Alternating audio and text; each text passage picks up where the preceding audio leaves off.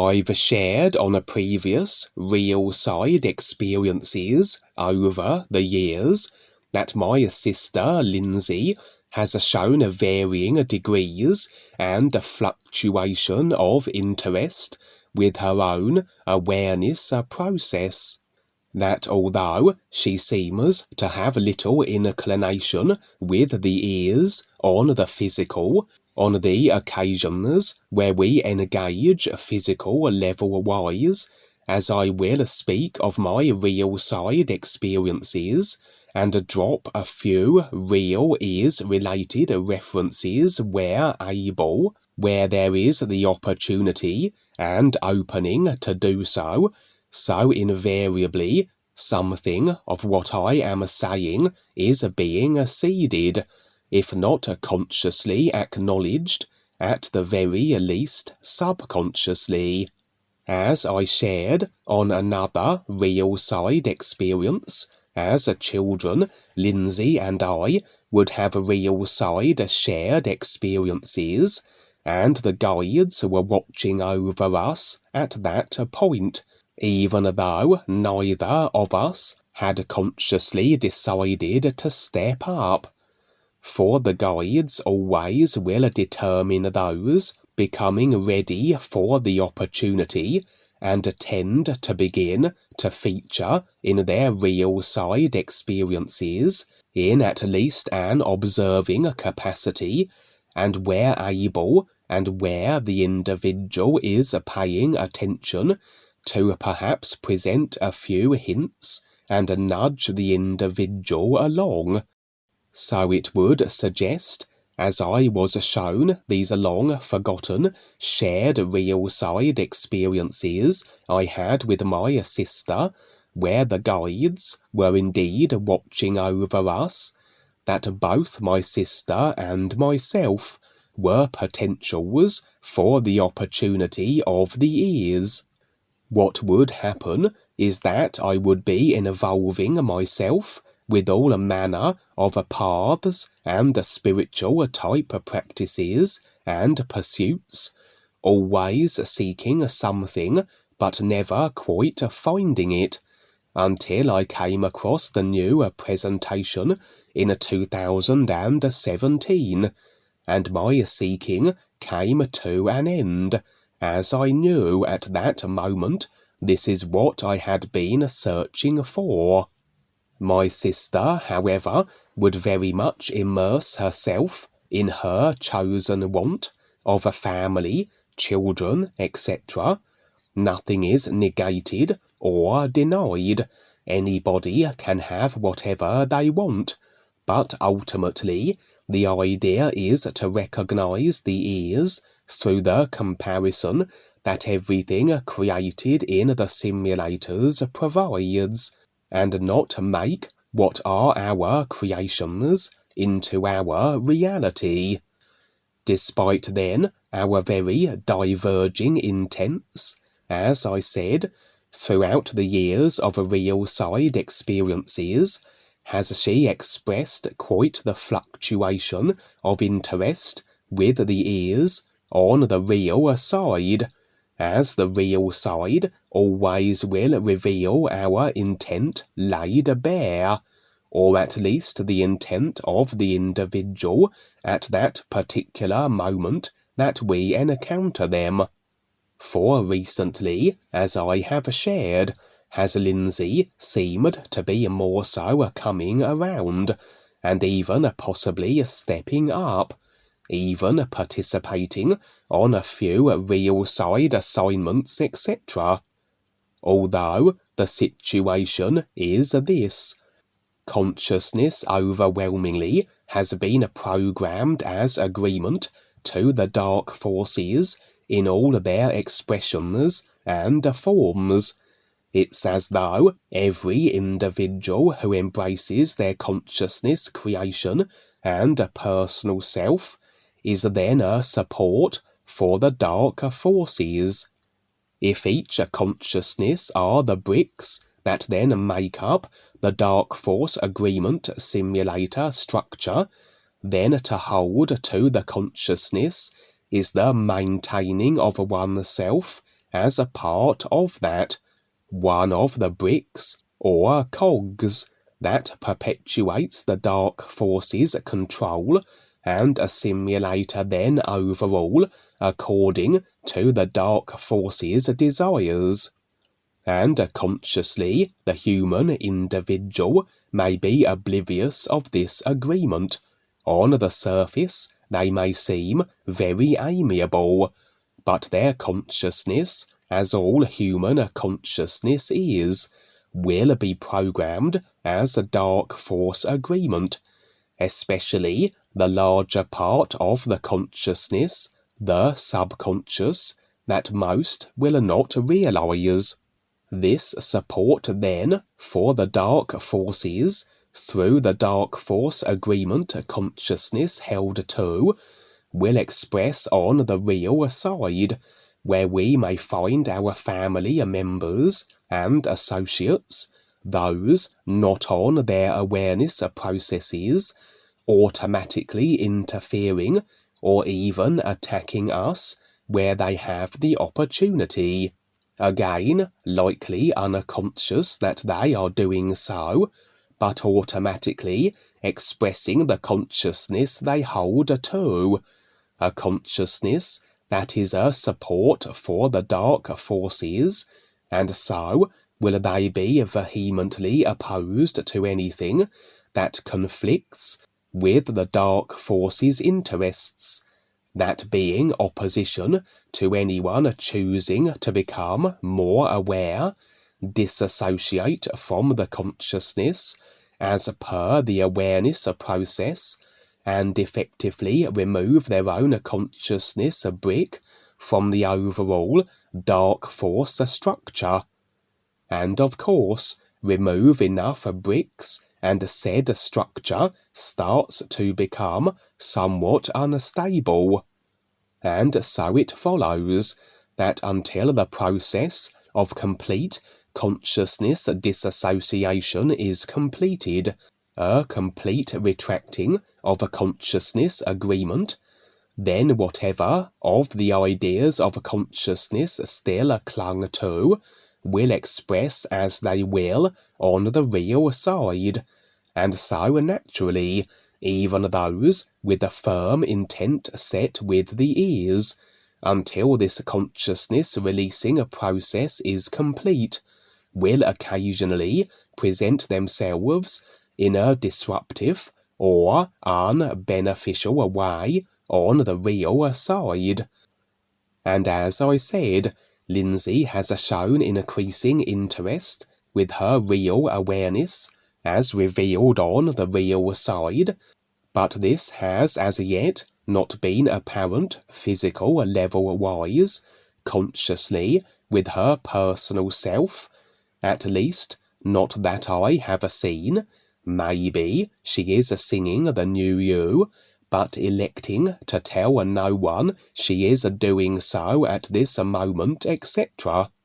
And so for her, perhaps her real awareness is expressing an interest now in recognizing the ears, but her personal self has as yet to align its intent also.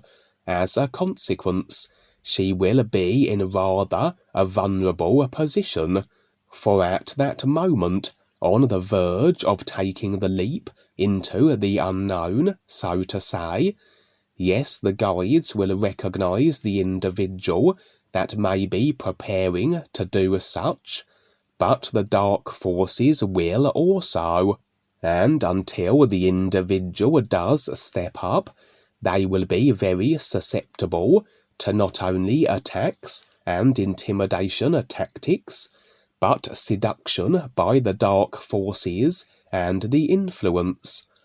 For as we agree to the control of the dark forces over us, as all consciousness is programmed to be, this allows the expressing of this control in our simulated experiences.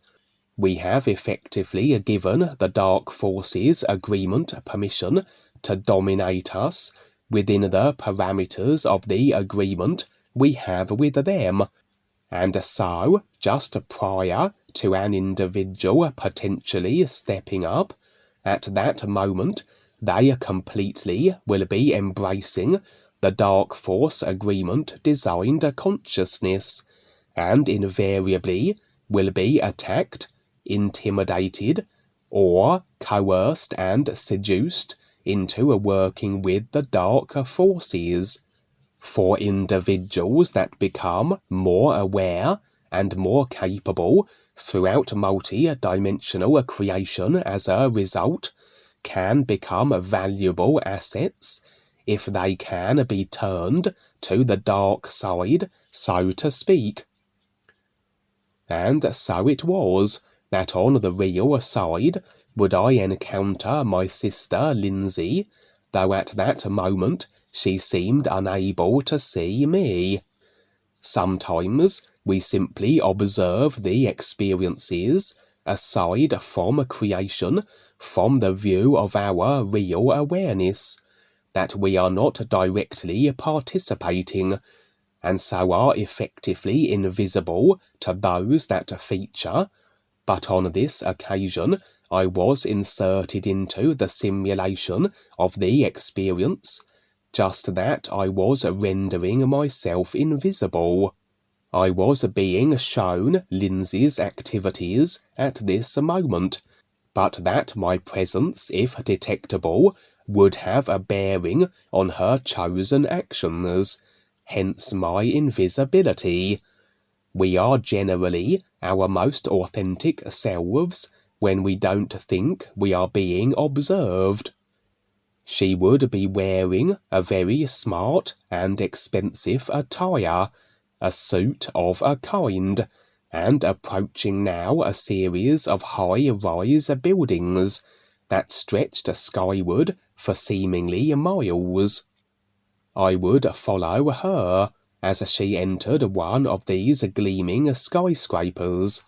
My impressions were that they were dark force buildings, and as she ascended a flight of stairs, so the building was jostling with various individuals, all dark force affiliated in various capacities, their positioning floor-wise denoting the extent of their prominence within what I impressioned as the dark force human structure hierarchies, and perhaps many of them, especially on the lower floors, would be oblivious of their contribution to the overall maintenance of the dark force control structure. And again was my invisibility maintained, that assured that all the building's workers and inhabitants, with their varying degrees of knowledge as to what they were actually a part of and involved with, would be unable to see me. Lindsay would reach a particular level of the building and enter an office. Waiting for her would be a very sinister-looking, heavy-set man, a dark force character of some earthly standing, and the whole situation was effectively that of Lindsay applying for a job with the dark forces, not a literal, earth-bound position, but more symbolic of her being seduced by the dark forces. As I said earlier, she was rather in a vulnerable, manipulative position, and as the dark forces recognized her perhaps as an asset, due to her awareness that they had seemingly turned her, lured her into working with them. This was the reason then I was being shown this, a heads-up then, that even though she may not necessarily go through with such a choice, there is the potentiality that until an individual fully embraces their real intent, they are always susceptible to dark force coercion, and if we cloud our real awareness impressions through our considerations and assumptions of individuals, so we can rather open our doors to all manner of situations. We can let in monsters. As agreement with those affiliated with the dark forces rather has us opening the door to them also, where they can impact our experiences more so than they were previously able to. And the dark force controller character behind the desk, unlike Lindsay and all those I had passed as I followed her up the stairs, could see me, evidently an individual with more awareness than those featuring in the building, at least to the level where he resided. And as he locked eyes on me, he flew into a mighty rage, and would lunge at me.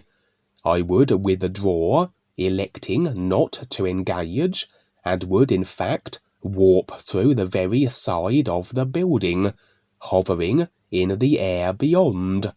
Moments later he would do likewise, though a little less subtly, as he would smash through the windows, as opposed to passing through the building walls as I had done, but just as capable of maintaining himself in the air, as though defying gravity as I was, an individual with awareness enough to not be resigned to limitation on the real side.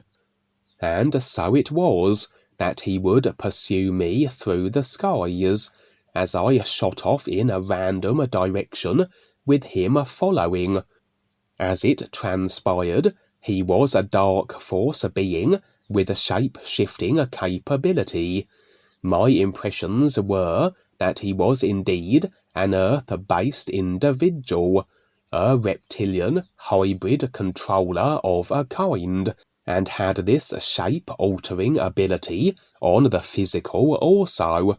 He would alternate his form as he pursued me, changing from human to dragonic and various other forms, etc.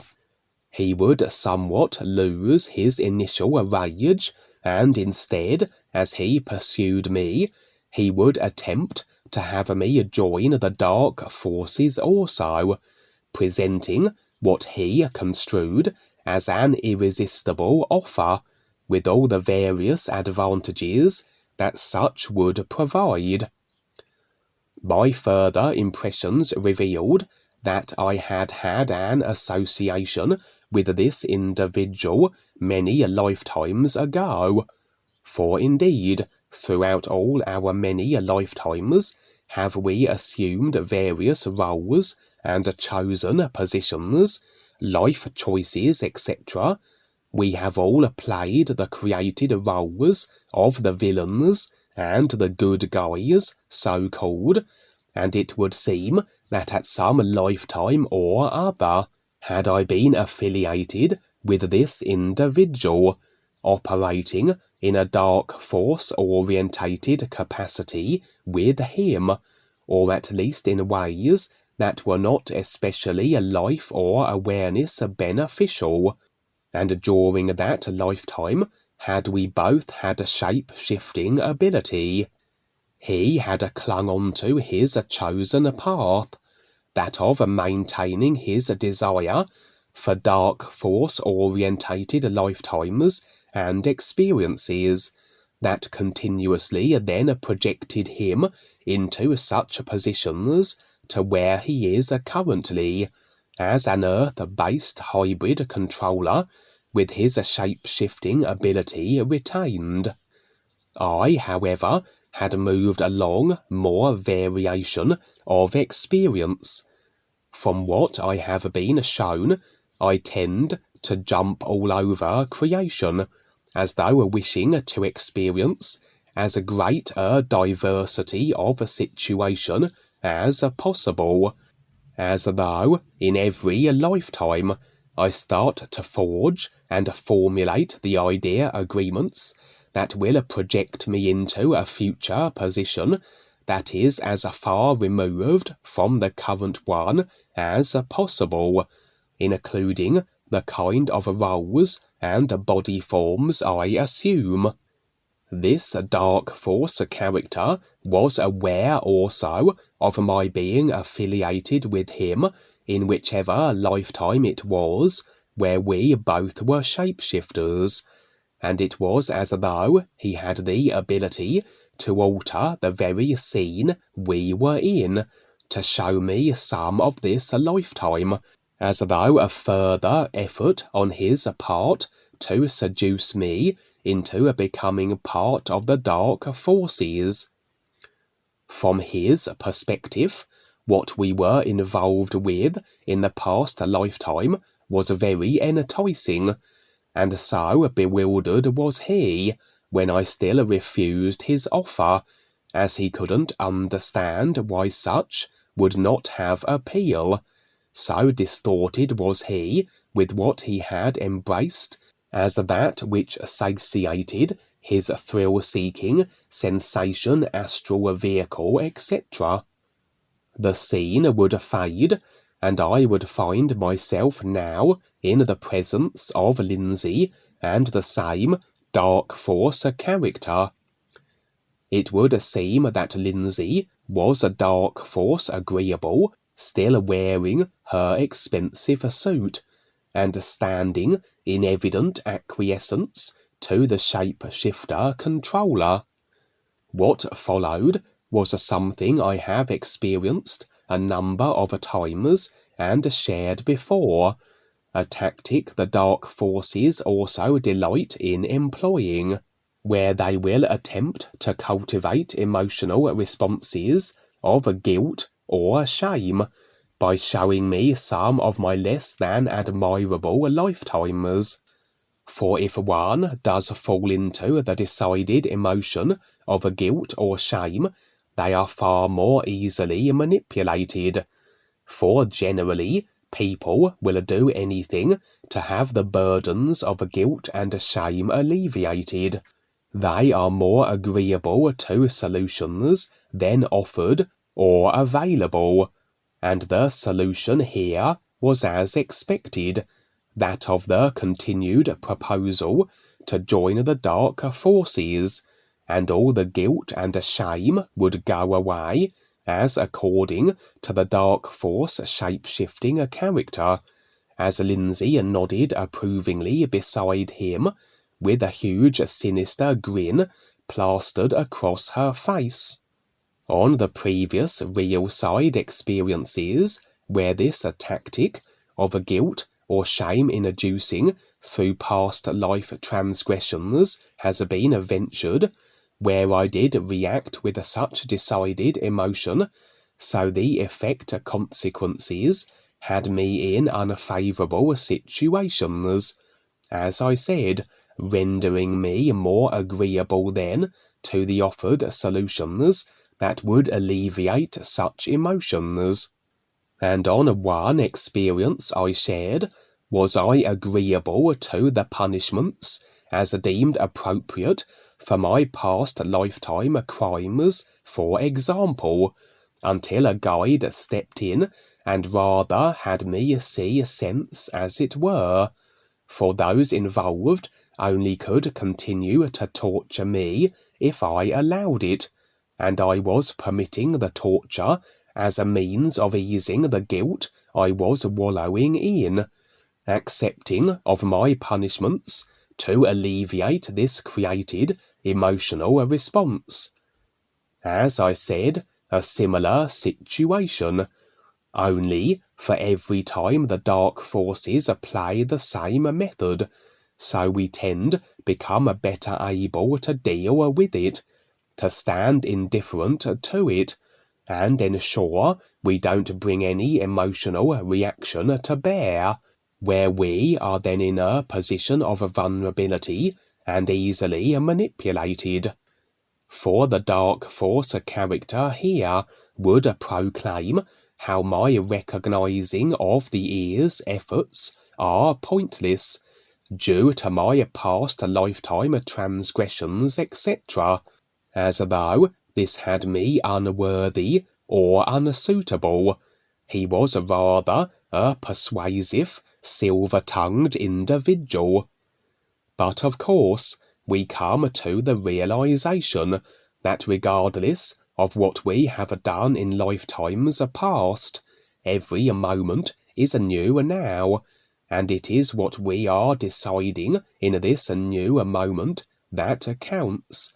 We simply regard everything creational, lifetime-wise, as the simulated, unreal reality that it is. That creation's sole purpose is as the comparison by which we recognize the is from. That, yes, we effect for ourselves creational positioning and circumstances based on our choices. The dark forces, through their choices, are projecting for themselves very dark and dismal future positioning in equal measure, but ultimately at any moment we can make better choices. And quite clearly there was a moment where my choices changed from the less than savoury ones that they were to those that effected circumstances in which I was extricated from dark force affiliation and into a position where I would have the opportunity of the ears in this current lifetime. And so it was that I would not be swept up in my decided emotional reaction of guilt or shame as I had done on previous experiences of this kind. I would remain indifferent and detached, and the grins plastered on Lindsay's and the controllers' faces would swiftly fade, as I still would unequivocally turn down their offer. In a way, these efforts by the dark forces were serving as beneficial, as they had been affording me practice at indifference in the face of emotional inducing experience, to the point now where this tactic was completely ineffectual, and there the experience ended. As to what happens with Lindsay, who can say? She is, as we all are, the deciders of our experience, and even though in that moment she seemed very much dark force coerced, she can just as readily choose differently in the moments to come. Terrific, Kevin. It's a great story. Yeah, it's so cool. Make movies out of this someday. It's just really good. Yeah, very, very good. It's interesting. My daughter, her name is Lindsay too. So it seems like on the real side, she stepped up a bit, but looks like your sister, she'll get tougher. So let's see what happens. More episodes to come. That's great. Thank you so much.